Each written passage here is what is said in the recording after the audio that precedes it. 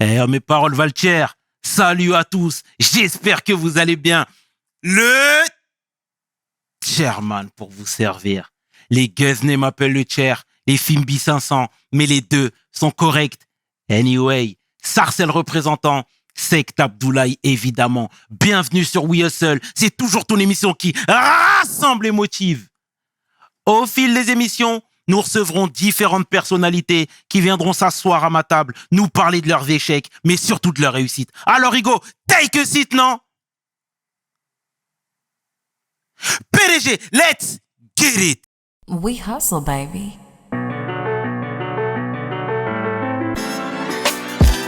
The chairman.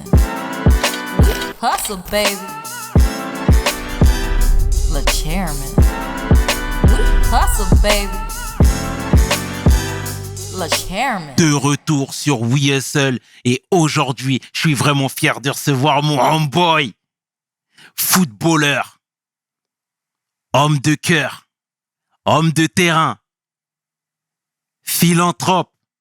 Et il a joué au Paris Saint-Germain, ça je suis obligé de le dire.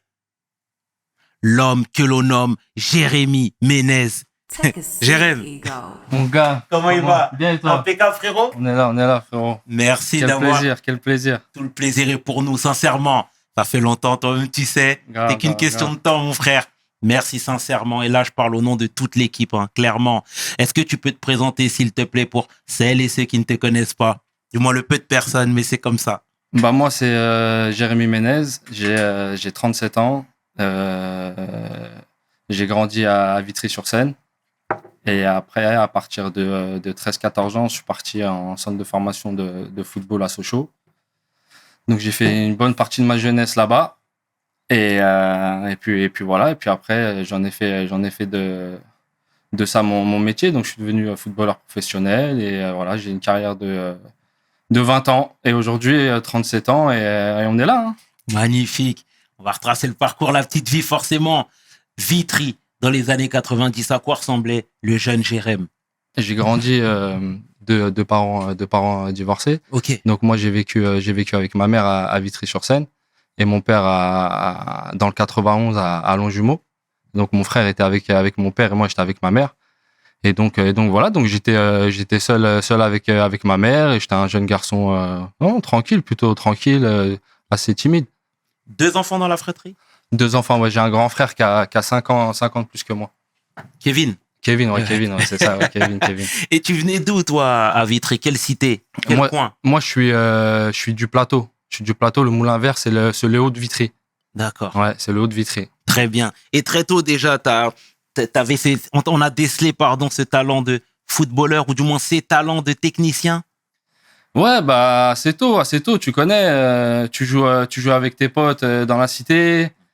Et tu te rends compte rapidement que j'étais plus fort que les autres, tu vois. Donc voilà, ça se fait rapidement. Et puis voilà, j'aimais bien jouer avec les grands. Et puis après, c'est un grand de chez moi qui m'a inscrit au centre de formation de football de Paris. Je sais pas si tu te rappelles de ce club, au CFFP. Ouais.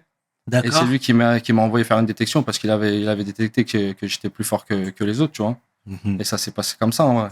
Et l'ambiance même au sein de la commune à Vitry, c'était comment, toi? T'en gardes des bons souvenirs? Ouais, moi, grave. Ah non, moi, grave. Non, j'ai fait ma jeunesse, hein. J'ai fait ma jeunesse. Après, moi, où j'ai grandi, c'était un quartier, mais c'était un quartier assez tranquille, tu vois. Donc, non, c'était bien, que des bons souvenirs. Et puis voilà, c'est nos premières armes, hein. On les a fait là-bas, hein. Tu vois. Absolument, Jérémy. Et à l'école, dans tout ça, comment t'étais, toi? Moi, l'école, j'aimais pas trop l'école. Primaire, ça va. On aimait bien l'école parce qu'il y avait tous les potes et ça reste assez facile. Mais après, quand ça devenait un peu plus compliqué et comme j'étais vraiment passionné de foot, tu vois, assez jeune, bah l'école, j'aimais pas trop et j'ai mis un peu de côté, ouais. Mm-hmm. Ouais. Moi, je veux que tu nous parles cette fois-ci de tes premiers pas en tant que footballeur qui joue pas dans le club de sa ville déjà.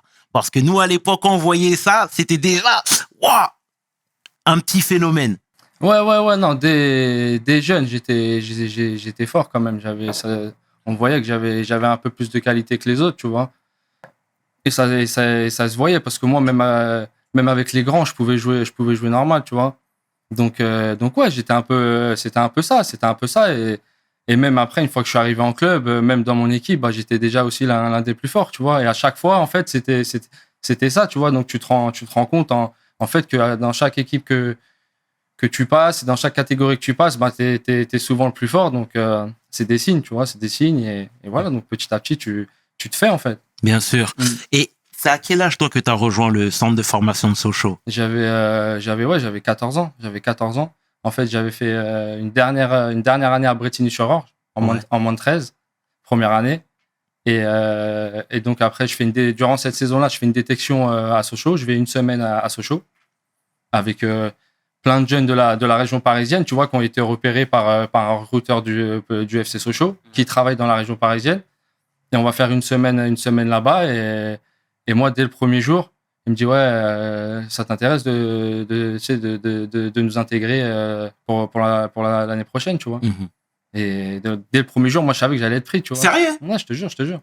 Et alors qu'il restait encore une semaine de détection, tu vois. Bah non, moi, dès le premier jour, je savais que j'étais pris. Et voilà, en fait, c'est passé à chaque fois comme ça, tu vois. Mais est-ce que dans ton jeu, étant jeune, là, il y avait de l'arrogance, de l'insouciance? Ouais, de l'insouciance, ouais, grave, beaucoup. C'est ce qui a fait, je pense, ma force aussi. Et de l'arrogance? Et de l'arrogance, non.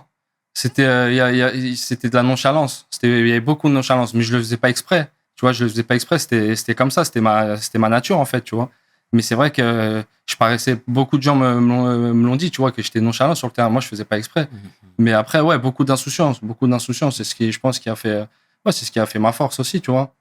Ah ouais? Ouais, bah oui, parce que t'arrives. Tu sais, quand moi j'arrive le premier jour, j'ai 16 ans et je me retrouve à intégrer l'équipe professionnelle. Tu vois. Pour moi, c'est un rêve de gosse. Moi, quand je les vois, moi, la première fois que je vois l'équipe de pro première, je les vous vois. Tu vois ce que je veux dire? Non, mais tu vois ce que je veux dire? Je les vous voyais, moi, au début. Donc, c'était pour dire, tu sais, pour moi, c'était un rêve. Tu vois, c'était un rêve. Donc, c'était incroyable. Tu sais, on a reçu Riyad Mahrez, que je salue, c'est un frère on vient du même quartier. Et lui, il disait que c'était une bénédiction de ne pas avoir intégré un centre de formation parce que, en fait, il a gardé son instinct de banlieusard, à savoir les petits flip-flaps. Il jouait comme au quartier, en fait. Tu vois, là où dans le centre de formation, t'es un peu parfois étriqué. Tu vois, ton jeu change constamment. Younous Sankaré, c'était pas le Younous. Enfin, Younous qui joue au quartier n'était pas le Younous que les gens voient à la télé. Tu vois ce que je veux dire? Est-ce que toi, c'était ton cas de figure où t'avais ta manière de voir les choses et tu t'es dit, advienne que pourra, mon football, il est comme ça, il va rester comme ça? Non, mais je pense que déjà, chacun a son destin. En vrai, chacun, tu vois, a son destin. Donc, peut-être ma vérité à moi ne va pas être la vérité d'un autre. Tu vois ce que je veux dire? Absolument. Moi, je trouve que moi, ça m'a fait du bien parce que ça m'a quand même construit. Tu vois, ça m'a mis directement dans une ambiance où il y avait des règles à respecter, et c'était important, tu vois, à notre âge, 13-14 ans, quand même, avoir il y avait un cadre, tu vois, et c'est bien. Même si chez moi, j'avais un cadre aussi, mais tu vois, comme on est en groupe, il y a vraiment un cadre à respecter. Il y a les codes du foot aussi. Donc, tu vois, c'est plein de choses. Et puis en même temps, ça m'a aussi peut-être éloigné aussi de Vitry et peut-être, tu vois, faire des mauvais choix ou quoi, peut-être à un moment donné. Donc, moi, je trouve que après, ma vérité à moi n'est pas peut-être la vérité de quelqu'un d'autre, tu vois. Donc, mais moi, en tout cas, moi, je trouve que ça m'a fait du bien, tu vois. Je comprends totalement. Et tout à l'heure, tu disais, quand tu as fait ton premier jour à Sochaux, tu savais que tu allais être pris. Là, quand tu as intégré le centre de formation, tu savais que ton destin était tracé? Ben, en fait, moi, quand j'intègre à 13-14 ans le centre de formation, je suis content parce que je vais dans un club pro et tout, mais être professionnel encore, ça, c'est un rêve, tu vois. Pour moi, c'est presque impossible en vrai, tu vois. Parce que moi, mes souvenirs du foot quand j'étais gamin, c'est l'équipe du dimanche, c'est Téléfoot. C'est je les vois à la télé, c'est impossible en vrai, tu vois, c'est impossible pour nous d'être à la place de ceux qui sont à la télé, tu vois ce que je veux te dire? Absolument, frère. Donc quand j'intègre le centre de formation, je me dis ouais, je suis là, c'est bien et tout, c'est beau, mais pour moi c'est impossible. Et au fil du temps, tu te rends compte que je suis dans les meilleurs et que ça se passe plutôt bien et que voilà, je fais mes classes et encore une fois, je suis souvent dans les meilleurs. Donc petit à petit, ça commence à me trotter dans la tête, tu vois. Et c'est comme ça que ça se fait, en vrai. Et au sein même de la commune, parce que tu sais, là, tu viens de Vitry, tu viens avec des codes qui sont différents, avec un langage qui est également différent. Et toi, tu disais tout à l'heure que tu étais introverti. Est-ce que l'intégration n'a pas été difficile? Franchement, pas du tout. Tu sais pourquoi? Parce qu'en fait, il y avait plein de mecs comme moi, en fait, Ok. de la région parisienne qui avaient été pris aussi. Et du coup, on s'est retrouvés, on était une dizaine, une quinzaine, tu vois. Comme ça, de la région parisienne, à avoir été pris pour partir à Sochaux.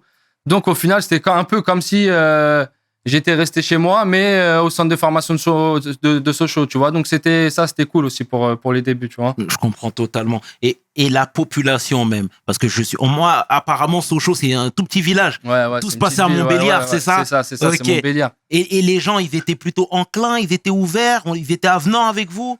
Après, je vais pas te mentir, nous, moi, j'avais 13-14 ans, nous, on vivait dans un château. Donc, en fait, on était que entre nous, tu vois. Toute la semaine, on était que entre nous et on s'entraînait au château. Nous, il y avait l'école au château. Les profs, ils venaient au château, tu vois. Et les entraînements, les matchs. Donc, le week-end, il y avait les matchs. Donc, donc au final, nous, on restait entre nous, tu vois. Des fois, le week-end, quand t'avais peut-être 16, à partir de 16 ans, 17 ans, tu pouvais sortir un peu le dimanche et tout. Mais au début, non, on sortait pas, tu vois. Bon, à part quand on faisait le grillage, tu vois, c'est tout. Mais c'est Ouais. tout. Tu rentrais à Vitry quand même des fois le week-end? On rentrait pendant les vacances scolaires. Uniquement? Uniquement pendant les vacances scolaires, tu vois. Donc, on était pressés que ça soit les vacances. Tu vois. Ouais. Et est-ce que déjà tu peux rappeler les gens qui étaient avec toi en centre de formation? Je sais qu'il y avait Mevlou Terding. Ouais, que tu connais. Ouais. Qu'il y avait Romain Amouma qui a joué à Saint-Etienne aussi. Bien sûr. Il y avait Marvin Martin. Il y avait Riyad Boudebouze. Il y avait qui encore? Il y avait qui? Ouais, je crois qu'on a fait un peu le tour. Hein. Peut-être que je dois en oublier, mais on a fait un peu le tour. Hein. Mais c'est ça, ouais, en gros. Mm-hmm. Là, il y en a quelques-uns. Et est-ce que le retour à la réalité n'a pas été trop dur pour les gens qui n'ont pas franchi le palier? Franchement, je pense que ça a dû être dur. Hein. Je vais pas te mentir, hein, parce que en plus, ce qui est bouleversant quand même dans l'histoire, c'est que eux, ils peuvent, ça se trouve, ils ont vu 2-3 de leurs potes, eux, signer professionnels et eux, tu vois, alors que ça faisait 2, 3, 4 ans, vous étiez ensemble, centre de formation et tout, tu vois. Et ouais, ça doit être bouleversant, ouais, quand même. Ça doit pas être facile, ouais, c'est sûr. Tu sais, il y a Samy Traoré que tu as connu. Ouais, Samy, le grand Samy, le fameux. Il disait que lui, en fait, il pouvait pas péter un câble parce que il avait des amis qui étaient gardiens. Il avait des amis qui étaient animateurs, éducateurs. Il y en avait qui n'avaient même pas aussi franchi comment dire, le pas en étant professionnel. Tu vois ce que je veux dire? Donc, est-ce que toi, c'était pas un cas similaire pour toi? Ouais, après, moi, je trouve que c'est important d'être avec. En vrai, on est tous pareils, j'ai envie de te dire. Tu vois, on est des êtres humains. Donc, je pense que c'est important d'être terre à terre et d'être respecté et surtout donner du respect à tout le monde, tu vois. Ouais. Parce qu'il y a que comme ça que tu peux gagner tu peux avoir du respect et que les gens peuvent t'en donner aussi. Donc c'est ça le plus important. Moi je trouve que faut pas oublier d'où tu viens. Et toi aujourd'hui tu peux être là-haut, mais dans 5-6 ans ça peut être lui, il peut être plus haut que toi, tu vois ce que je veux dire? Exactement, frère. Donc tu vois, ça c'est important. Et moi j'ai toujours eu un peu cette mentalité là, tu vois, parce que j'ai été aussi éduqué comme ça, tu vois. J'ai été éduqué comme ça et mes parents ont tout fait pour qu'on soit bien avec mon frère, on travaillait dur et voilà, donc j'ai connu, tu vois, je sais leur vie, tu vois, donc je peux pas oublier, tu vois, je peux pas oublier. Merci Jérém pour ces précisions, sincèrement. Comment t'as fait pour endosser ce costume-là? Parce que, tu sais, moi, je m'en rappelle à l'époque, jour de foot, en 2005, on parlait de toi comme étant un phénomène. Je crois que même t'avais mis un triplé dès le début, tu vois ce que je veux dire, contre Bordeaux, si mes souvenirs sont bons. Ouais, c'est ça. Donc, comment toi, t'as fait justement pour rester focus sur ton travail et ne pas prendre la grosse tête? Tu me suis? Ouais, je te suis. Bah, ça va rejoindre un peu la question d'avant. C'est les valeurs que mes parents m'ont données, c'est l'éducation que j'ai eue Et voilà, et grâce à eux, j'ai réussi à avoir un peu cette mentalité et en tout cas, respecter tous les gens qui sont autour de moi et même plus loin que moi, mais je veux dire être voilà, pareil avec tout le monde, tu vois, et avoir le même comportement avec tout le monde parce que c'est super important. Mais moi, sur le moment, je m'en rendais pas compte de tout ça, de phénomène. Moi, je m'en rendais pas compte. Je vivais le truc, tu vois. Un petit peu quand même. Ouais, mais je vivais le truc, tu vois. J'avais pas le temps je vivais le truc et je t'ai dit, en fait, moi, c'était un rêve de gosse, tu vois. C'était un rêve. Moi, c'était un rêve de gosse pour moi. C'était impossible. Donc, quand tout ça commence, en fait, je vis le truc, tu vois, mais je me rends pas compte de ça parce que moi, je suis quand même un peu timide, je suis réservé. Donc, j'aime pas trop, tu vois, sortir. Bon, après, je suis sorti un petit peu comme tout le monde, mais j'aime bien avoir moi, toujours mon petit, tu vois, mon petit cocon à côté de moi, tu vois, mes potes, ma famille et tout, parce que j'ai besoin de ça, tu vois. Et je suis plus heureux dans ça que dans les autres choses, en vrai, tu vois. Je comprends totalement, frère. Mais t'as profité quand même un petit peu, jeune. On a profité. J'ai profité, bien sûr, comme tout le monde, tu vois ce que je veux dire. C'est obligé. Ouais. Et je me suis amusé, tu vois, et heureusement d'ailleurs, ça fait la personne que je suis aujourd'hui. Et tu vois, c'est des expériences que j'ai vécues qui me servent aujourd'hui pour essayer d'être meilleur, tu vois. Mais quoi qu'il arrive, j'ai toujours gardé ce petit cocon avec moi, mes amis, ma famille. J'ai toujours eu ça auprès de moi et ça a été important pour moi. C'est trop important. Magnifique. Tout à l'heure, tu disais que vous viviez un petit peu en autarcie dans le château, etc. Là, tu étais pro, t'es passé pro. Tu t'as gagné en notoriété. Tu disais que tu étais introverti, mais c'était comment? Moi, je veux savoir, parce qu'il y avait quand même un abattage médiatique autour de ta personne sur les terrains, et je suppose que dans la vie de tous les jours, c'était la même chose. Moi, c'est ça qui m'intéresse. Après, en vrai, moi, ouais, j'étais pro à 16 ans et demi, 17 ans. Mon frère, il est venu vivre avec moi à Sochaux, tu vois. Du coup, on a pu prendre un appartement et du coup, j'étais chez moi avec mon frère et ça m'a beaucoup aidé, tu vois. Parce que j'avais mon frère tout le temps avec moi.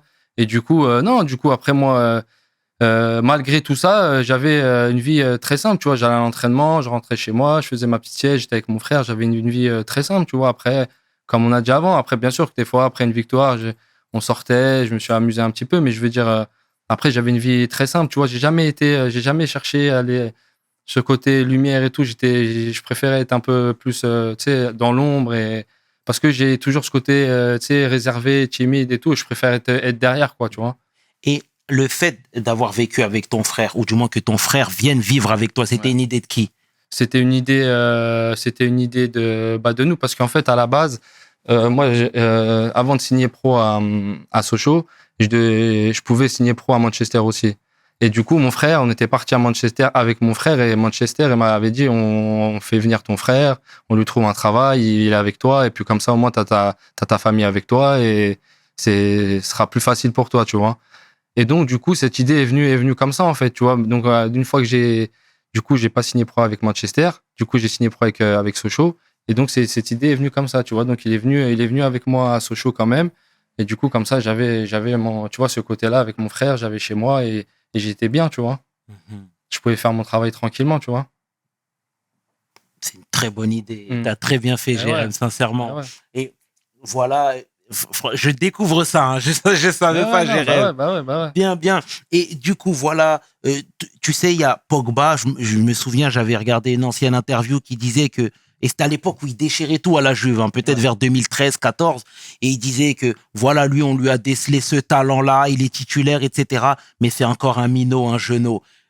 Il montrait la table en disant que cette table-là, c'est la table des champions du monde, avec les Pirlo, les Buffon, les etc., tu vois. Toi, t'étais un minot à Sochaux. Bon, t'étais titulaire, etc., mais tout à l'heure, tu disais même que tu vous voyais, les gars. Il y avait Léo Mardaf, à l'époque, les Michael Isabé, si mes souvenirs, Romain Pitot, tu vois, toute cette équipe, etc. Est-ce que c'était la même config ou pas du tout? Si, c'était ça, c'est ça. Comme je t'ai dit, pour moi, quand je les ai rejoints, j'étais dans un rêve et je t'ai dit, le premier jour, j'ai vous voyez tout le monde. Et puis, petit à petit, je suis rentré dans le bain et eux m'ont tout de suite mis super à l'aise, tu vois. Donc ça m'a aidé aussi à me sentir plus plus libre, plus tranquille et me sentir bien, tu vois, pour pouvoir m'entraîner aussi le mieux possible. Parce que quand t'es relâché, tu joues sans pression, t'as moins peur, ben voilà, tu peux jouer ton football. Donc de ce côté-là, ils m'ont beaucoup aidé aussi, tu vois. Et est-ce que c'était le foutoir dans le vestiaire, à savoir que les jeunes n'écoutaient pas forcément les consignes des anciens, ou tu vois ce que je veux dire? À mon époque, à mon époque, ça n'existait pas, ça n'existait pas. J'avais toujours le respect des anciens, c'est important et c'est trop la base en fait. Magnifique. Donc voilà, Sochaux, tu fais ton petit bonhomme de chemin. Après, t'es transféré à Monaco.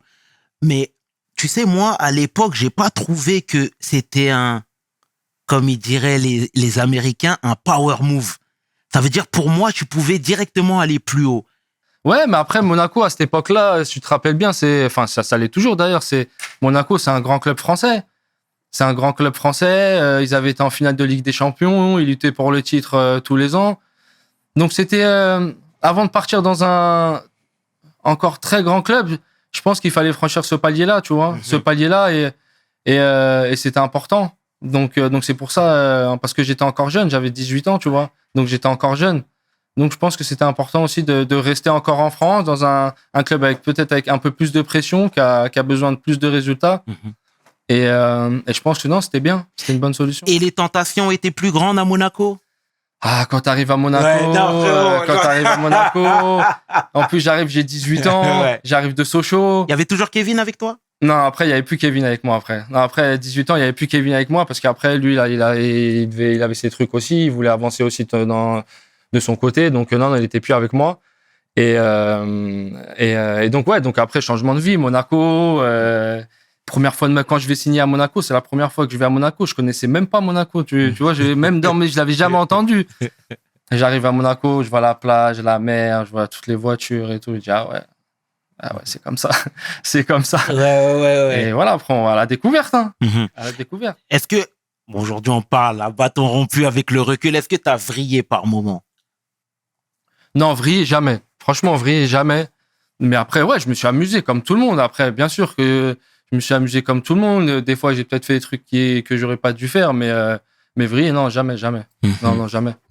Et quand tu t'es pro comme ça à Monaco, moi, je veux que tu nous mettes en garde sur les tentations parce que, tu sais, il y a aussi des gens qui collent les footballeurs, qui leur tentent pas forcément tout le temps des bons plans. Après, c'est tout le temps la même chose, j'ai envie de te dire. C'est quand tu brilles, il y a tout le monde autour de toi et dès que tu brilles un peu moins, tu vois beaucoup de personnes petit à petit partir, tu vois. Mais ouais, moi c'est une façon, moi j'ai pas eu trop de problèmes de ce côté-là parce que j'ai toujours été entouré des mêmes personnes presque, tu vois ce que je veux te dire. Et souvent il y avait ma famille derrière, il y a moi toujours mon frère qui était derrière moi. Donc après non, moi je me suis, et puis mon côté timide et réservé, encore une fois, tu vois, fait que je m'ouvre pas facilement aux gens, tu vois. Mais pas parce que non, je suis de mon côté et tu vois, je suis un peu réservé, timide des fois. Et des fois, j'ose pas déranger. Du coup, des fois, je fais pas le premier pas. Mais c'est parce que je suis comme ça, tu vois. Et donc, non, mais sinon. Ça t'a protégé, ça, ouais, dans ce milieu? Ouais, ça m'a protégé. Énormément. Je pense que ça m'a protégé, ouais. Parce qu'il faut quand même, je pense, il faut garder, faut mettre une petite certaine limite quand même de temps en temps. Tu vois ce que je veux dire? C'est important. Tu peux déconner, tu peux t'amuser, tu peux rencontrer des gens et tout.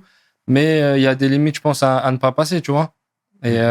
Et mon frère, mes vrais amis ont été là pour faire attention à tout ça aussi, tu vois. Et est-ce que dans les clubs, là, tout à l'heure on parlait de Sochaux, là, Monaco, donc c'est un cran au-dessus, il y a un accompagnement psychologique? Surtout pour un phénomène de 18 ans qui arrive comme ça et qui peut vriller aussi. Franchement, non, il y a pas trop le côté psychologique, hein, je te mens pas. Après, pour aller, pour avoir un psychologue, il faut vouloir y aller chez le psychologue aussi. Tu vois ce que je veux dire? Donc ça, après, je pense que c'est plus compliqué de dire aux gens d'aller chez le psychologue, tu vois. Après, moi, je suis assez libre de ce côté-là. Hein. Moi, chacun en fait ce qu'il a envie de faire, en vrai, tu vois. Mais moi, comme je te l'ai dit encore une fois, moi, j'ai mon frère qui est tout le temps derrière moi, tu vois. Donc ça, c'était mon soutien, c'est mon soutien, tu vois. Donc c'est ce qui m'a permis en vrai de faire toujours attention, même si, comme je t'ai dit, j'ai fait des bêtises aussi. J'ai profité de ma jeunesse. Tu vois ce que je veux dire? Voilà. Mais toujours tu vois, en faisant attention et on n'a pas fait n'importe quoi. Respect, frère, respect. Et j'accélère encore une fois dans le temps. T'es parti à la Roma. Moi, je veux que cette fois-ci, tu nous parles de la rigueur italienne. Déjà, comment à l'étranger, et là en l'occurrence en Italie, on voyait les Français à cette époque? Non, c'est bien, parce qu'en plus, moi, j'arrive à Rome et il y a déjà Philippe Mexès qui est français. Exact. Et tu vois, et qui brille là-bas, qui est une star là-bas. Il y avait Vincent Candela aussi qui avait joué. Il y avait Jonathan Zebina. Donc, moi, j'arrive un peu dans ce contexte-là et non, cool. Et du coup, grâce à Philippe Mexès, du coup, qui était là, mon intégration s'est fait plus facilement, tu vois. Et après, donc, du coup, moi, quand j'arrive dans ce vestiaire, Francesco Totti, Philippe Mexès, Vucinic, tout le monde, quoi, Pizarro, De Rossi. Et moi, j'arrive, je dois avoir 21 ans, tu vois. Je suis encore jeune. C'est ma première expérience à l'étranger. Et j'arrive dans un vestiaire comme ça. Et comme je te dis, j'arrive dans ce vestiaire-là, mais moi, je les voyais, eux, c'était à l'équipe du dimanche. Pour moi, tu vois ce que je veux dire? Moi, normalement, c'était impossible que je sois là. Tu vois, moi, j'avais jamais. C'était un rêve, mais pour moi, c'était impossible. Et au final, tu vois, avec le travail, toujours y croire, on en est arrivé là, quoi. Je suis arrivé dans ce vestiaire-là, tu vois. Et puis, j'apprends la culture italienne. Des joueurs qui arrivent 1 heure avant l'entraînement, qui vont en salle de muscu, qui vont s'étirer, qui vont faire un peu d'abdos, un peu de renforcement. Et toi, j'avais jamais vu ça, moi, avant, tu vois. En France, c'était rare, ça. Même avec les joueurs plus expérimentés? Ouais, non, ils allaient faire un tennis-ballon et tout, mais c'était pas dans la culture française, tu vois. C'est même pas, c'est pas qu'ils voulaient pas, c'était même pas dans la culture française, tu vois. Et c'est là-bas en Italie que, quand je suis arrivé, que j'ai vu ça, quoi. Donc, j'ai vu et donc, forcément, après, j'ai reproduit la même chose, tu vois. J'ai essayé de faire la même chose parce que je me suis dit pourquoi ils font ça, tu vois. Parce que pourquoi c'est des joueurs comme ça aujourd'hui? Parce que ils viennent 1 heure avant, ils vont en salle de muscu. Eh oui, il y a pas de secret, tu vois. Il y a pas de secret. Et donc c'est comme ça que j'apprends un peu la culture italienne. Et moi, je veux que tu nous parles cette fois-ci. Tu sais, toi et moi, on est de la même génération et tout. Et comme toi, je me suis tué à l'équipe du dimanche, tu vois. Mais quand on voyait les De Rossi, on voyait les Francesco Totti, on voyait les Borriello, on voyait tous ces joueurs-là, Juan, à l'époque, tu vois. Ouais, frère, je suis un bousillé, Et, tu sais, il y avait l'amour du maillot. Mais vraiment l'amour du maillot. Totti, je regardais, mais il allait regarder l'entraînement des plus jeunes, mais vraiment, ils étaient impliqués dans le club de Rome. Est-ce que ça, c'est pas on parlera de tout ici, hein, mais est-ce que c'est pas un aspect qui est manquant aujourd'hui dans les équipes françaises? Même pas que dans les équipes françaises, hein, j'ai envie de te dire. C'est un peu, c'est le football d'aujourd'hui, hein, en fait, j'ai envie de te dire, tu vois. C'est le football qui est devenu un peu comme ça, tu vois. Le football a changé, le monde a changé et forcément le foot avec parce que c'est le sport le plus regardé, c'est le sport le plus suivi au monde, tu vois. Donc forcément, il change et les mentalités changent et les jeunes arrivent, prennent la place des anciens, mais les mentalités ont changé. Donc le foot avec, tu vois. Ouais. Et maintenant, il y a plus d'argent qu'avant. Il y a plus d'enjeux. Enfin, il y a plus de sponsors. Donc il y a tout ça, tu vois. Donc c'est pour ça que je pense qu'il y a moins de carrières à la Francesco Totti ou à la Maldini ou à la qui reste 10, 15 ans, tu vois. Mais le monde est comme ça aujourd'hui. Mais à cette époque-là, chacun restait déjà à sa place dans le vestiaire de la Roma? Ouais, après, chacun à sa place. Après, par exemple, Francesco Totti, il y en avait, 4-5 qui pouvaient... non, après, tout le monde pouvait déconner avec lui, mais genre, les 4-5 qui étaient un peu proches que lui, on pouvait lui dire ce qu'on voulait, tu vois, il s'en foutait, tu vois, il est tranquille, tu vois. Ouais. Mais en fait, faut le connaître. Après, c'est sûr que moi, quand je suis arrivé, ça m'a fait wow, tu sais, tu vois, j'étais impressionné. Après, puis tu vis avec lui et au final, tu vois que le mec, il est adorable, tu vois, il est super cool. Donc, c'est ça, tu fais, tu respires et au final, tu te dis, mais ils sont comme nous. Tu vois, et même, c'est tous ces joueurs-là, ces grands joueurs que tu vois, c'est même les plus cool, c'est même les personnes les plus humbles, c'est même tu vois ce que je veux dire? Ceux qui donnent les exemples. Ça, c'est ces gens-là, faut vraiment les prendre comme exemple, tu vois. Après, bien sûr, il ils ont fait des erreurs, on en fait tous dans la vie, tu vois. Mais dans le travail, dans ce qu'il a accompli et tout, c'est des exemples, tu vois. Dugarry disait que t'as jamais de problème avec les grands joueurs. Jamais. Tu confirmes? Oui, ben, bien sûr, parce que déjà niveau football, c'est facile à jouer. Et puis les plus grands joueurs, c'est souvent ceux qui ont la culture de la gagne. C'est souvent des gens, voilà. Bon après, souvent humbles, mais bon après, il peut y en avoir. Après, tout le monde a son caractère, tout le monde est différent, bien sûr. Mais ils ont cette culture de la gagne. Et ça, c'est toujours vouloir aller plus haut. Ça, c'est comme ça. Et la vie, il faut la vivre comme ça, tu vois. C'est important. Et humainement, tout à l'heure, là, on vient de parler de l'aspect footballistique. Cette fois-ci, humainement, tu vis à l'étranger à 21 ans, dans une grande ville comme Rome. Forcément, là, t'es plus un minot. Mais comment t'encaisses la chose, toi, déjà? Bah après, moi, j'étais avec quelqu'un à l'époque, donc on va là-bas, donc j'étais pas tout seul. Avec ta copine? Ouais, avec ma copine de l'époque, donc j'étais pas tout seul. Et puis après, comme je t'ai dit, il y a Philippe Mexès qui est là-bas déjà. Il y a Philippe Mexès, il y a Ricardo Fati aussi. Ouais. Donc en fait, il y a 2 Français, donc ça se fait super naturellement, tu vois. Et puis après, les femmes, elles se connaissent, donc petit resto, tout le monde se connaît, petit groupe, et ça, bah voilà, ça apaise, tu vois, direct, ça t'apaise, tu vois, pour quand t'arrives et tout. Au moins, tu sais avec qui tu peux parler français, et c'est plus cool, tu vois. Et ça te permet aussi en même temps d'apprendre la langue plus facilement, parce que moi, j'écoutais beaucoup, tu vois. Comme Mexès, il parlait français, des fois, il pouvait me traduire. Et je l'écoutais beaucoup parler quand il parlait avec les autres, tu vois ce que je veux dire? Et c'est comme ça que j'ai appris. Tu vois, j'ai pas pris de prof et tout. J'ai appris en écoutant, tu vois. Et en tant qu'homme, t'as mûri? Ouais, bah ouais, c'est forcément, c'est obligé. C'est une expérience, tu sais, c'est pas facile. T'arrives, t'es jeune, même si c'est grâce à Philippe et Ricardo, ça m'a super bien aidé, mais c'est jamais facile, tu vois. T'arrives dans un nouveau pays, tu connais personne, faut trouver une maison, faut que tu parles avec des gens pour que tu fasses des virements pour le loyer, tout ça. Toi, tu parles pas la langue. Bon, après, il y a quelqu'un qui est au club, là, qui t'aide et tout, mais il est pas H24 avec toi, tu vois. Donc, tout ça, c'est des expériences de vie qui t'apprennent, après, pour le futur, pour plus tard, et pour que la vie devienne, tu vois, de plus en plus facile, tu vois. Et ouais. Et tout à l'heure, merci pour ces précieux conseils, non, déjà, Jérém. Ouais, c'est sincèrement. normal. Et tu disais que voilà, c'était une expérience à l'étranger non négligeable. Abdou Diallo, tout à l'heure, je te disais qu'on l'avait reçu également. Lui, il nous disait que les Français à l'étranger n'étaient pas tout le temps très bien vus parce qu'ils parlaient fort, parce qu'ils avaient leur code qui leur appartenait, etc. Mais sur le terrain, ils n'avaient pas peur. Toi, tu ne l'as pas dit, mais à Monaco, je suppose que, bon, à l'entraînement, t'étais pas peut-être le premier qui arrivait à chaque fois, etc. Ouais.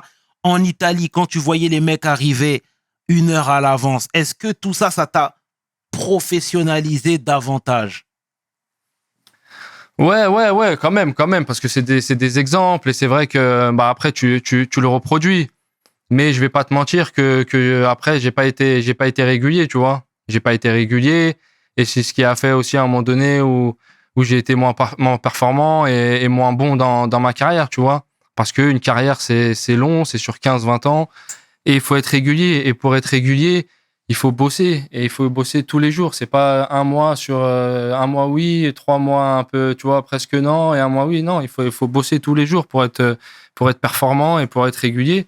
Et moi, c'est ce que j'ai moins fait, tu vois. Mais c'est quoi, t'étais en freestyle? Non, mais même si j'ai vu, j'ai recopié, j'ai essayé de les recopier, mais après, au bout d'un moment, je lâchais, j'étais pas régulier sur toute une année, complète, tu vois. Donc, je faisais au début un peu, 1 mois, 2 mois, et puis après j'ai arrêté petit à petit, tu vois. Et c'est pour ça qu'après, t'es moins performant, t'es moins bon, et du coup, bah, ça se ressent, tu vois.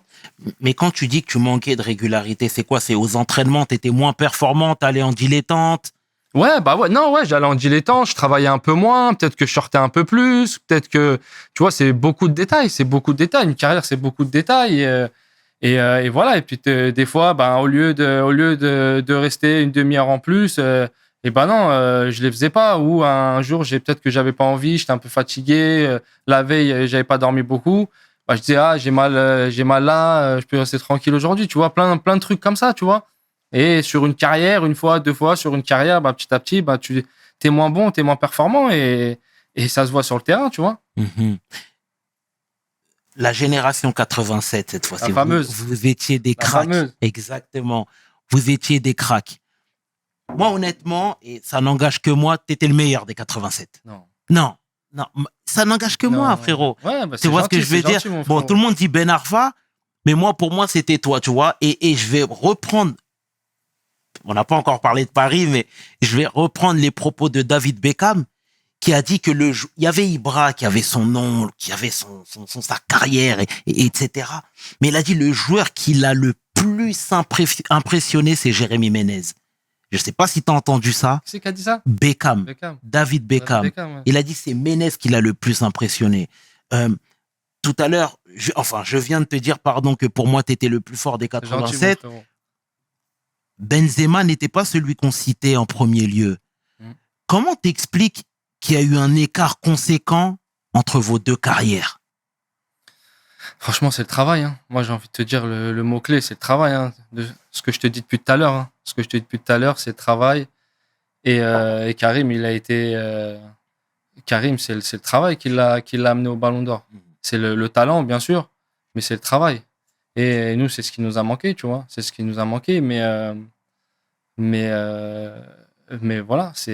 Après, j'entends beaucoup de ouais, mais si. Ouais, non, mais si je l'ai pas fait, c'est que j'avais des manques, c'est que j'avais peut-être pas envie et que c'était un manque, tu vois. Donc il y a pas de si, c'est qu'à un moment donné, il y a pas de secret. Quand tu travailles pas, quand tu travailles un peu moins, et ben tes résultats baissent. Et Karim, il a jamais lâché. Moi, j'ai fait il y a 3-4 ans, je suis parti 3-4 jours avec Karim en vacances.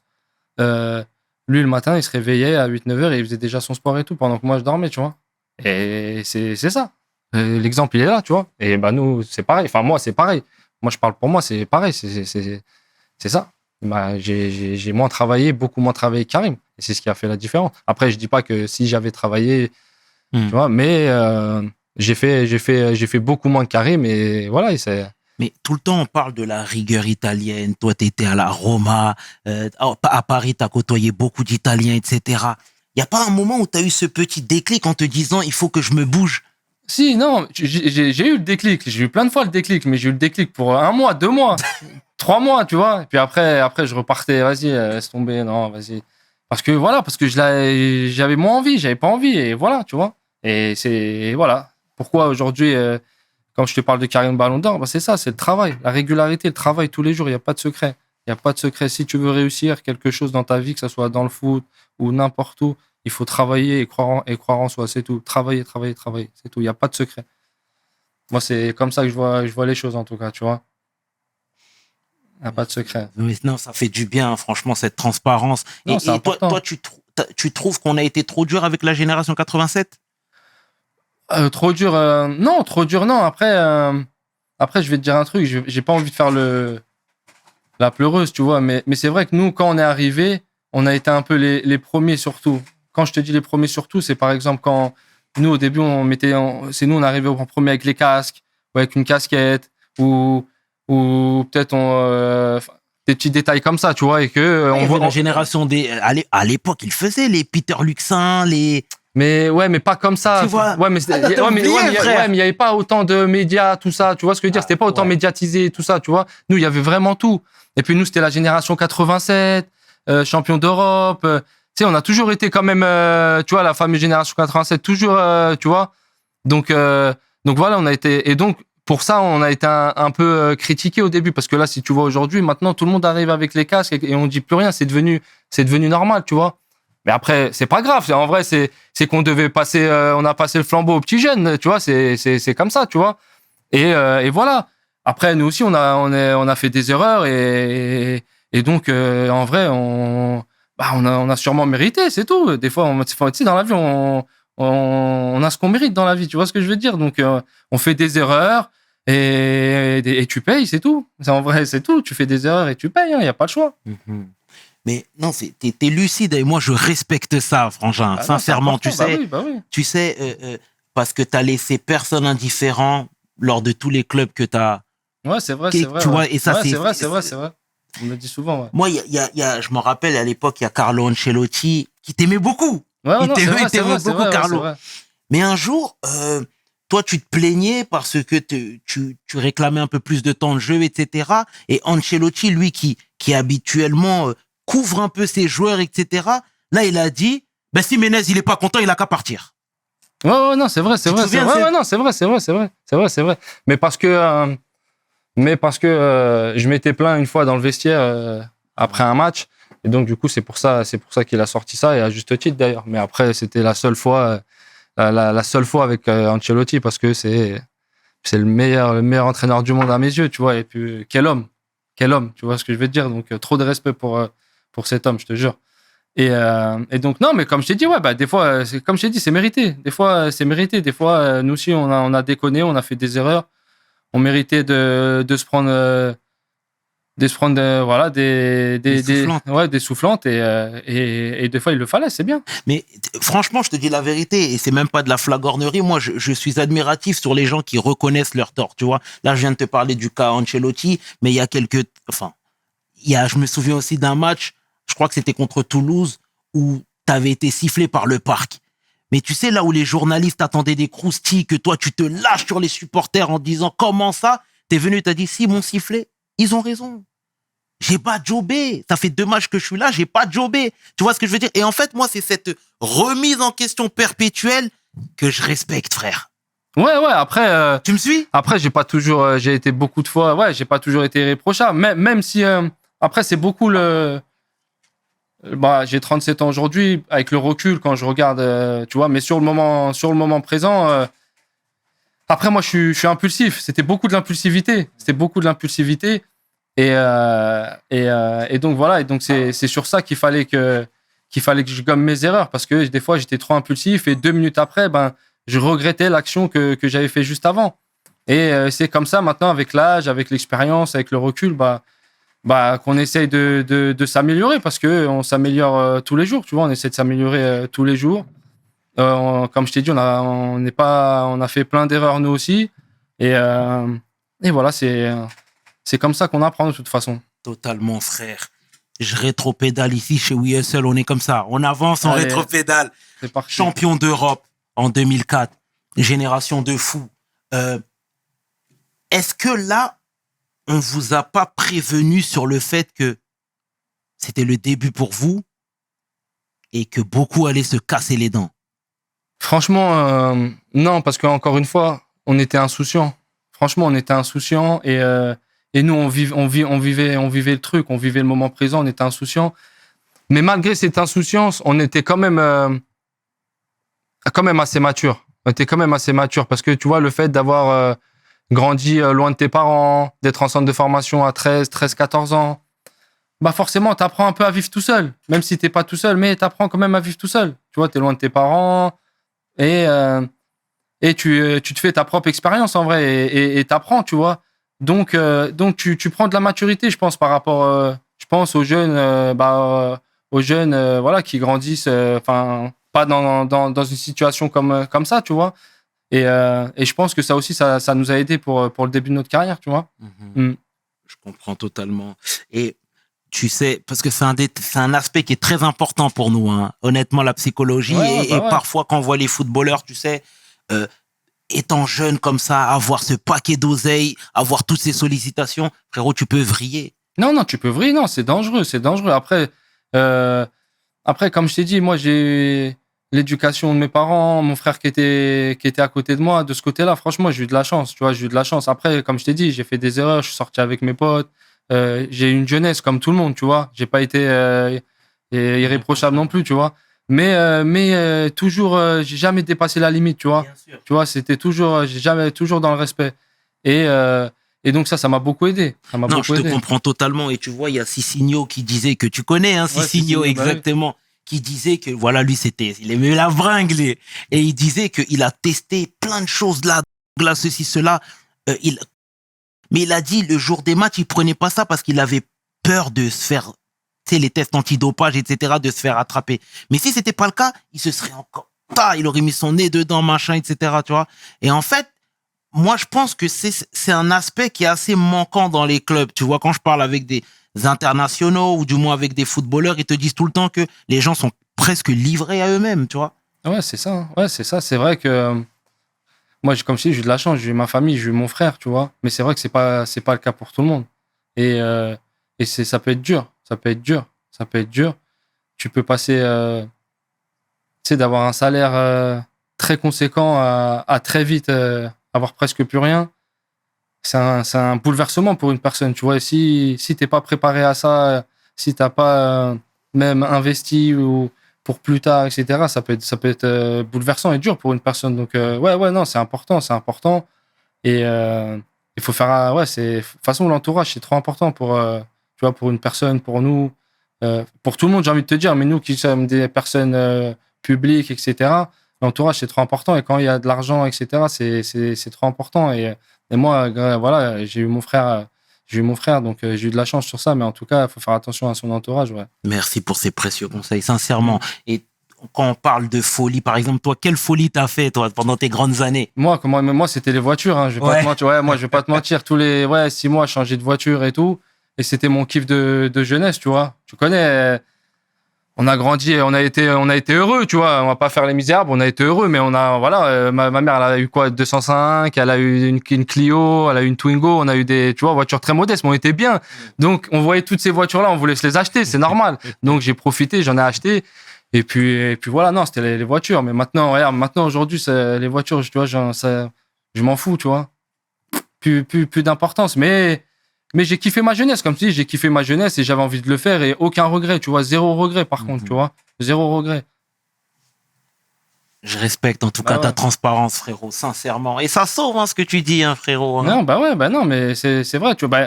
Tu sais, nous, on a fait plein d'erreurs. J'ai fait plein d'erreurs dans ma vie. Comme je t'ai dit, j'ai pas été irréprochable tout le temps.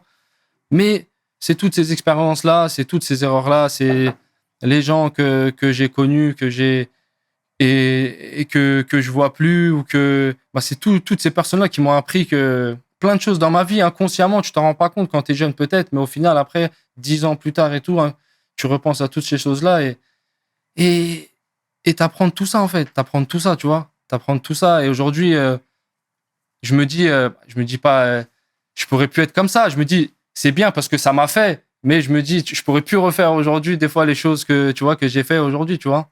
Totalement. Tu vois. L'expérience. Ouais, l'expérience grave, tu vois. Et c'est important. Mais il faut les vivre. Moi, je pense que c'est important de les vivre quand même, tu vois. Même si tu te trompes, même si tu tombes, tu vois, faut se relever. Tu vois, après, il faut se relever, mais il faut le vouloir. Et je pense que c'est important de tomber, tu vois, c'est important. Tu vois. Ton CV, en tout cas. Ouais, tu vois, c'est important de goûter d'avoir des moments durs dans la vie, tu vois. Après, dur, quand je te dis, c'est à notre, il y a des personnes qui sont beaucoup plus dures, tu vois, c'est à notre niveau, tu vois, dur, je te parle. C'est important de les vivre parce que ça te forge et ça t'apprend plein de choses, tu vois, pour le futur, en vrai. Et tu sais, tout à l'heure, on parlait du Paris Saint-Germain. On a survolé le sujet, mais là, on va rentrer un peu plus en profondeur. Il y avait le projet avec Leonardo, etc. Tout à l'heure, je te parlais de l'amour du maillot. Quand on voyait les Totti, les De Rossi, les gens du terroir comme ça, ils disaient que c'était des Romains 100%. Là, j'ai l'impression que c'était le même cas de figure avec Paris. Toi, t'es un Parisien, Matuidi, il y avait Sako, Momo Sissoko, etc. Tu parles un Parisien, là. Donc, forcément, c'est une belle époque, ça. Magnifique, magnifique, tu vois. Cet amour du maillot, tu le ressentais vraiment? Ouais, bah oui. Et moi, c'était un rêve de gosse de jouer au PSG. Moi, PSG, j'ai dû aller 2-3 fois au parc dans ma jeunesse. Mon frère, il m'avait ramené, tu vois. Et c'était à l'époque de Ronaldinho et tout, tu vois. Ouais. Moi, c'était un rêve de gosse. Jouer au Parc des Princes, c'était waouh. Parc des Princes, impossible. Et moi, quand j'apprends que je peux signer au PSG, je suis en vacances. Je suis en vacances à l'île Maurice. Et j'ai Antonio Conte qui m'appelle, donc qui est l'entraîneur de la Juve à cette époque-là, et qui m'a appelé 4-5 fois pour que je vienne signer à la Juve, tu vois. Et comme c'était le début des vacances et tout, j'attendais pour voir un peu, prendre ma bonne décision. Donc j'attendais un peu. Et d'un coup, on entend PSG, donc qui va être acheté par le Qatar, etc. Et Leonardo m'appelle 2-3 jours après, il me dit on veut que tu viennes signer au PSG et tout. Et moi, dès que je lui dis bon, ok, je vais réfléchir et tout, je vais réfléchir et tout. Et moi, je savais déjà que j'allais signer au PSG, moi. PSG, direct. Alors que la Juve, il me voulait et tout. C'est un gros club, la Juve, tu vois ce que je veux dire. J'ai dit PSG direct. J'ai dit, ouais, t'inquiète pas, je vais réfléchir, je reviens vers toi, etc. Moi, direct, je savais PSG et tout. Je l'ai rappelé 3 jours plus tard. J'ai dit, ouais, tu vois, c'est bon, je vais rejoindre le PSG, tout ça, on tombe d'accord, etc. Contrat, et direct PSG. Et là, c'était, waouh, un rêve de gosse. Un rêve de gosse. Magnifique. Belle équipe, belle époque. Ah ouais. Et toi, là, je te parle de toi, mais même dans le vestiaire, etc., tu sentais que il y avait vraiment l'amour du maillot? Ouais, si, parce que il y avait beaucoup de Parisiens. Il y avait moi, il y avait Mamad, il y avait Mathieu Bonnemer aussi, qui est d'Evreux, mais c'est à côté, c'est Paris. Bien sûr. Il y avait qui? Il y avait Nicolas Douchez aussi, qui est de Paris. Il y avait Clément Chantôme. Il y avait Mevlut Erding, mais bon, il n'est pas un Parisien. Mais ouais, donc tu vois, au Gamero, Kevin, tu vois. Donc tu sentais qu'il y avait ça, tu vois. C'était à la base, on était des supporters du PSG, nous, à la base. Et après, on a joué pour le PSG, mais à la base, on est supporters du PSG, tu vois ce que je veux te dire? Et donc, après, on est venu ce joueur du PSG. Et imagine pour nous.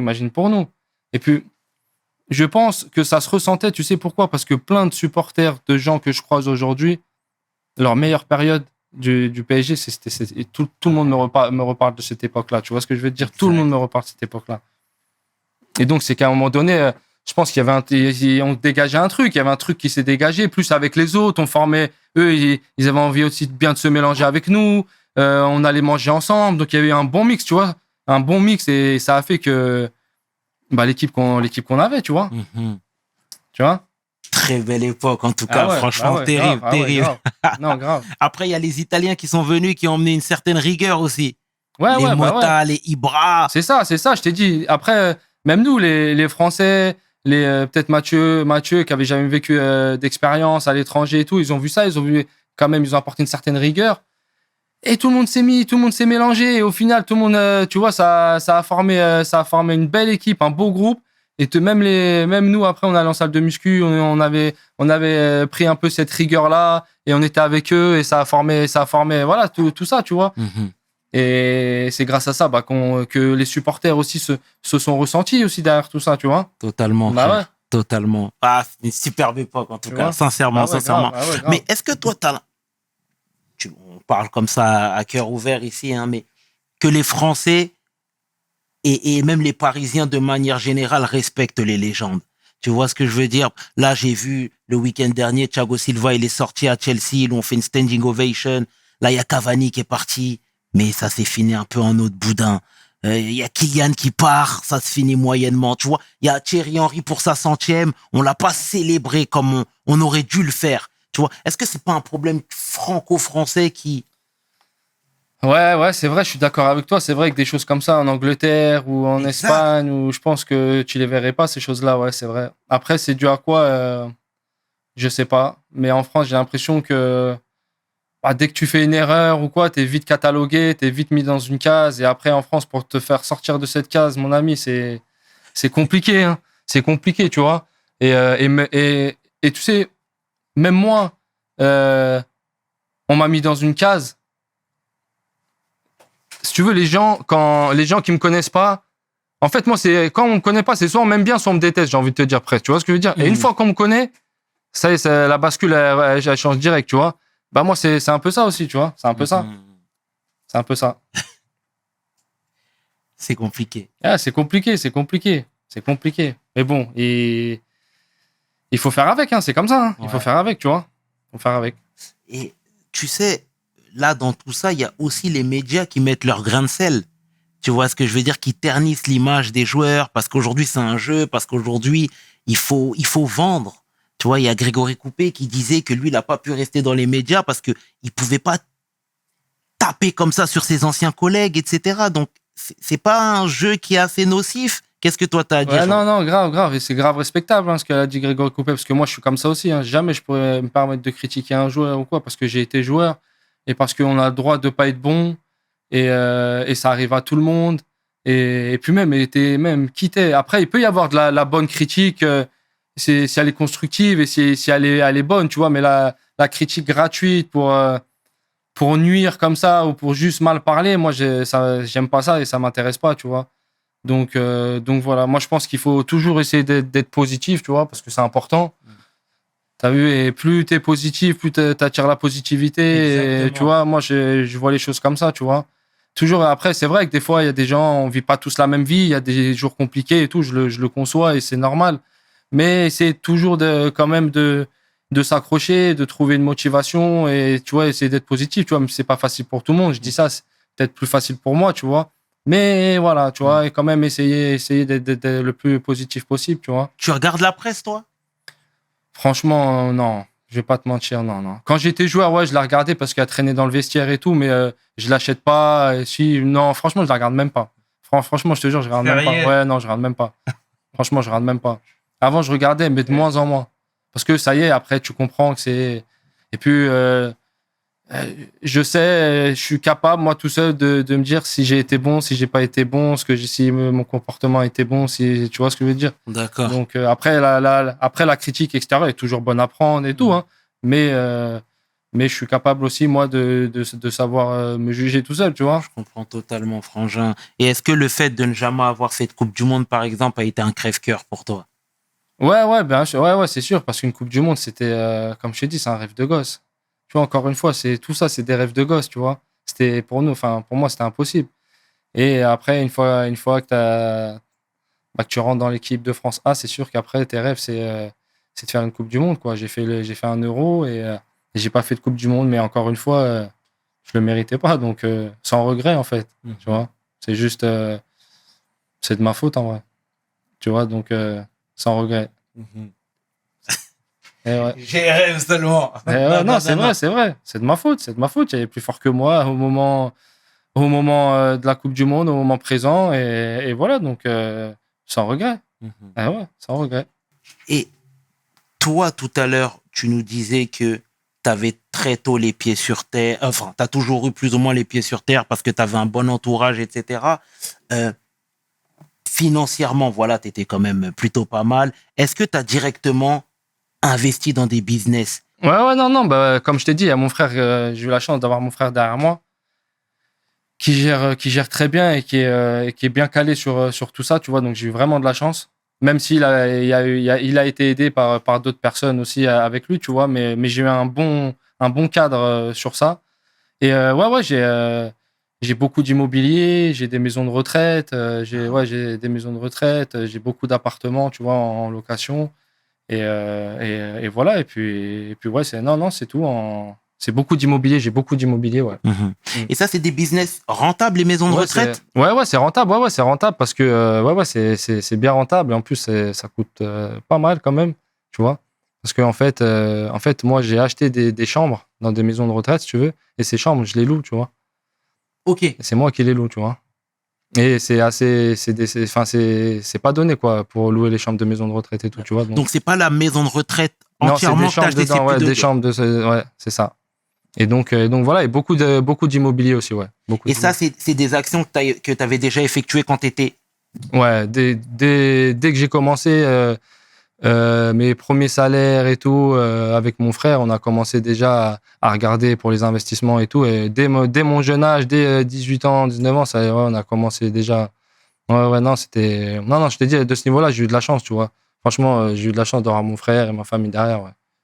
Magnifique, Ouais. Jérém, sincèrement. Et ça, c'est, comment dire, qu'est-ce qui a dicté ces actions-là? Tu vois, le fait d'investir dans les maisons de retraite, parce que au-delà de l'aspect business, c'est quelque chose de très noble. Tu vois, d'accompagner, de te rendre utile même auprès de ces personnes, tu vois. Ouais.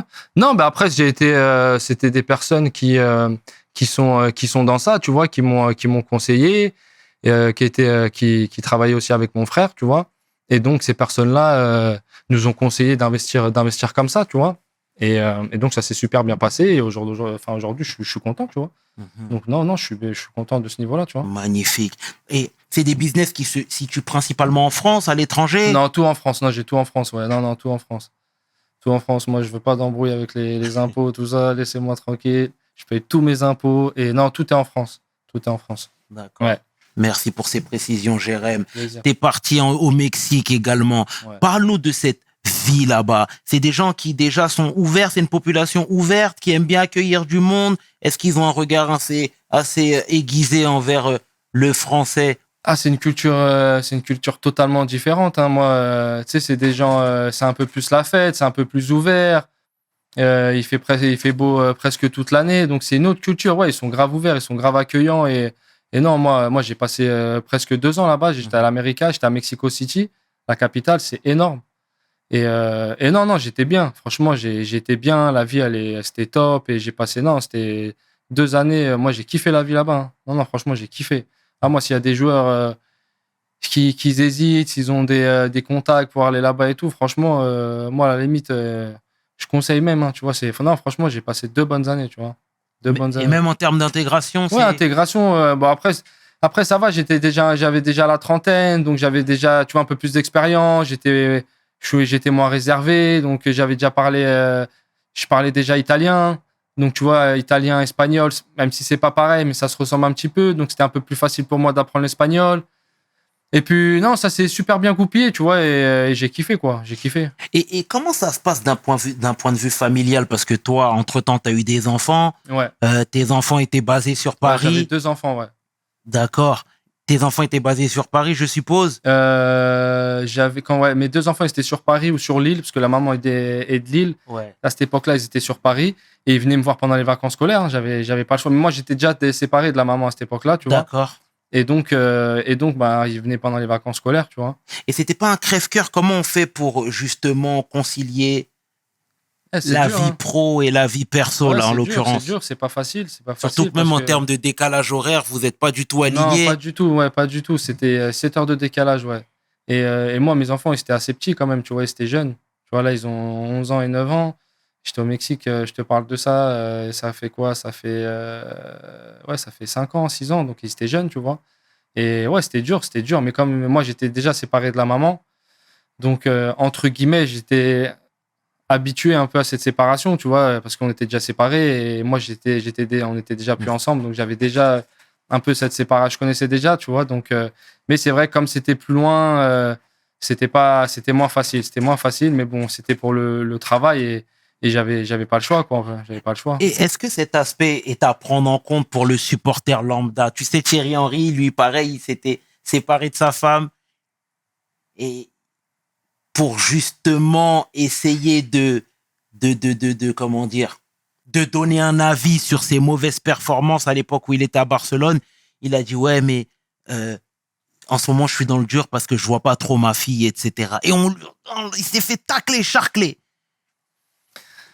Ouais, non, c'est malsain. C'est malsain de faire ça. On est des footballeurs, ok, mais on est avant tout des êtres humains, on est des personnes. Bien sûr. Tu vois, on a nos humeurs, on a chacun nos caractères, on a nos moments de joie, on a nos moments de tristesse, on a des jours où on est heureux, on a des jours où tu vois, on est énervé, et on est comme tout le monde, en fait, tu vois. Donc on a aussi le droit d'avoir nos humeurs.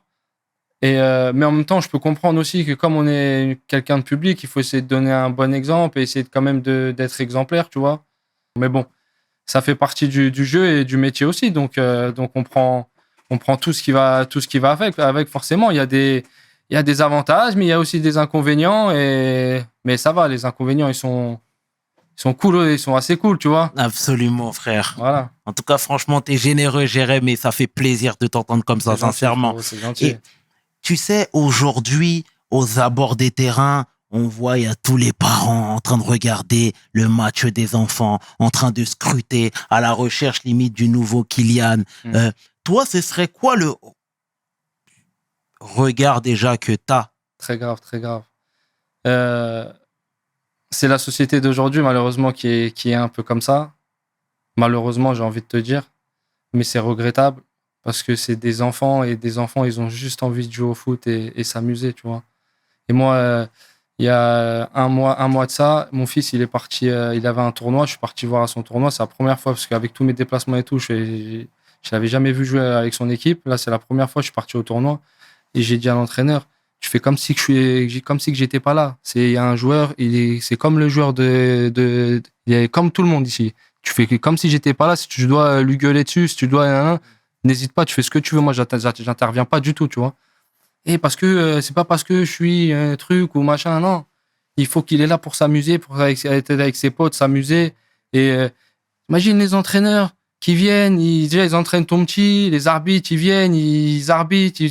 Ils se prennent la tête pour être là, pour arbitrer une équipe de jeunes. Toi, tes parents, t'es là, tu veux insulter l'arbitre, tu veux insulter... Non, moi, j'aime pas, moi, les trucs comme ça. Et moi, non, j'aime pas du tout les trucs comme ça. Et c'est nos enfants, ça veut dire c'est nos enfants, ça veut dire c'est l'avenir de demain. C'est l'avenir de demain. Si tu les mets déjà dans un contexte d'agressivité, comment déjà dès 7, 8 ans, et, tu vois ce que je veux te dire? Absolument. Alors qu'à la base, ils sont là pour s'amuser, jouer au foot, tu vois, tournoi de foot, on va à la buvette. C'est ça un tournoi de foot, c'est pas là. Non, donc moi, ces trucs-là, je condamne grave, j'aime pas du tout. Et c'est surtout dangereux. C'est dangereux. Non, c'est super. Et moi, il y a un petit de l'équipe à mon fils. Il m'a posé quoi comme question? Il a 9 ans. Il m'a dit, t'as gagné combien durant toute ta carrière? T'imagines la question qu'il m'a posée? Sur la tête de mon fils qui m'a posé cette question. Je te mens pas, il m'a posé cette question. Mais t'as gagné. Donc déjà, tu vois comment Internet, il parle de voiture, il parle d'argent. Mais pas que lui, hein. Après lui, mais il m'a posé cette question. Mais ils sont tous comme ça, hein. Et même mon fils, tu vois, je le vois des fois, même mon fils, je le mets dedans, tu vois, et lui aussi, c'est à moi on essaye tous les jours tu vois, mais parce qu'il voit tous les jours sur Internet, à l'école, partout, télé, c'est dur, il faut essayer de, tu sais, de leur dire tous les jours, faire attention, tu sais, faut leur dire, ça existe, c'est comme ça existe, tu vois, mais il faut faire attention, il y a des côtés aussi très, très dangereux et tout, donc faut faire attention, tu vois, on essaye tous les jours d'être derrière eux, tu vois. Mais c'est important, c'est le respect. Et en plus, que tu vois, si on parle de respect, c'est le respect, tu vois, de ce truc-là, c'est le respect. Bien sûr. C'est bien parce qu'on sent que ce sujet te touche, hein. Ouais, ça me touche parce que ça s'est trop perdu. Et après, j'ai envie de te dire, c'est un peu de notre faute aussi, hein. C'est un peu notre faute aussi, dans le sens où nous, à l'époque, si on se manquait, l'ancien, il nous reprenait direct, tu vois. Il nous reprenait direct. Et nous, je pense qu'on a été un peu plus laxiste à ce niveau-là, tu vois. Un peu plus laxiste, parce que les mentalités sont différentes. Je vois la relation que j'ai avec mon père et la relation que moi j'ai avec mon fils aujourd'hui, tu vois. Mais après, c'est normal, en fait. C'est comme ça, tu vois. Donc, tu vois. Mais c'est trop important. Et moi, à mes enfants, c'est ce que j'essaie de leur dire tous les jours, c'est le respect, tout ça, des anciens, c'est trop important. Et toi, en tant que parent, t'aimerais que ton fils devienne pro? Franchement, ça serait beau, ça serait un kiff. Mais en vrai, il fera ce qu'il aura envie de faire, frérot. Franchement, ouais. Je te mens pas. Ouais, moi, je suis pas. Après, bien sûr que je vais kiffer parce que j'aimerais trop, j'irai le voir au stade et tout. Et c'est le monde où. C'est le monde que je connais depuis déjà 20 ans, tu vois, plus de 20 ans. Donc ouais, ça serait un kiff. Mais après, franchement, je serais pas là. Je suis pas du tout le genre à le forcer, à lui dire ouais, je veux absolument que tu ailles au foot ou quoi. Non, tu vois, il fera ce qu'il a envie, en fait. Magnifique, Jérém. Et la Kings League dans tout ça? La Kings League, là, je sors de l'entraînement, frérot. Là, je sors de l'entraînement. On part jeudi matin. La compète, elle commence le 26 ou 27 jusqu'au 8 juin. Là, on part 2 semaines et ouais, bien, belle expérience. Là, j'ai fait le premier entraînement avec eux tout à l'heure. Il y a un bon petit groupe, sympa, cool et tout. Ouais. Et non, ça va être bien. Ça va être une petite belle expérience humaine, tu vois. Ça va être bien, ça va être cool. J'espère on va rigoler, tu vois. Puis en même temps, on va essayer de gagner, bien sûr. Mais en tout cas, non, ça va être bien. Tu peux rappeler les joueurs? Il y a Samir Nasri. Après, il y a Amine, le YouTuber, là. Ouais. Et après, les autres joueurs, c'est les joueurs que vous connaissez pas, tu vois, connaissez pas. Donc c'est 10 joueurs qui ont été sélectionnés de partout dans la France pour venir faire la Kings League. Et nous, on se rajoute à eux, tu vois. Donc non, c'est bien, c'est cool. C'est magnifique, Jérém. Sincèrement, c'est magnifique. Et les projets futurs, hormis la Kings League? Là, les projets futurs, c'est où je vais voir, où je continue encore un petit peu. Parce que je me sens bien physiquement et tout, je suis bien. Donc, je vais suivant les opportunités. Ou je continue, ou sinon j'arrête. Et après, à partir de ce moment-là, on verra bien. Mais là, j'ai commencé déjà RMC. Et puis, j'ai deux, trois projets aussi de côté. Donc on va voir. Une fois que tout sera lancé, je te dirai, mon frère. Mais non, il y a de quoi faire. Et je suis heureux, je suis très heureux comme ça, tu vois. Même si je devrais arrêter demain, ça sera sans regret, tu vois. Sans regret. Mais je suis prêt aussi à continuer, pourquoi pas, on verra bien. En tout cas, Jérém, au nom de toute l'équipe de We Hustle, sincèrement, te remercie pour ta venue, pour cet échange. C'est un plaisir. Tout le plaisir était pour nous, sincèrement. Les conseils prodigués. Et puis, on est là. C'est la vie. On donne des conseils. Tu vois ce que je veux dire? Si demain, les gens peuvent éviter les chemins sinueux que tu as empruntés. Ouais, non, c'est ça. On essaie d'être meilleur tous les jours, frérot. Hein, tu vois, après, quand je te dis ça, c'est pas non plus... n'est pas les exemples forcément, mais on essaye d'être bon. Je pense que c'est important d'être bon, tu vois, d'être bon avec son prochain, et tu vois, plus t'es bon et plus tu recevras du bon, tu vois. Totalement d'accord. Moi, je vois la vie comme ça en vrai, tu vois.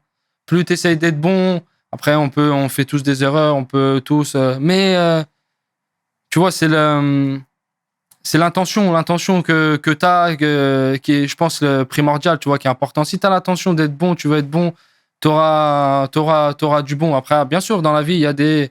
Mais ces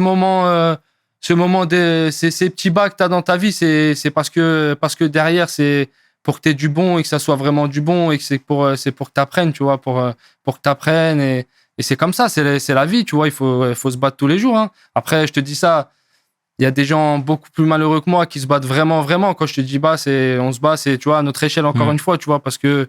Mais voilà, c'est comme ça, tu vois, et faut être bon et essayer d'être souriant, d'être gentil, de respecter tout le monde, tu vois, parce que c'est important, c'est trop important, c'est grave important. Tu déchires, frère. Sincèrement, tu déchires. Ouais, merci à toi, Jérém, sincèrement. C'est gentil, avec plaisir, frérot. Merci à vous. C'était le tiers et 500. Tu peux inverser, les deux sont corrects. Avec mon homeboy, mon bat de frangin, j'ai nommé Jérémy Ménez pour We Hustle. Mes paroles valent tiers. Peace. We hustle, baby.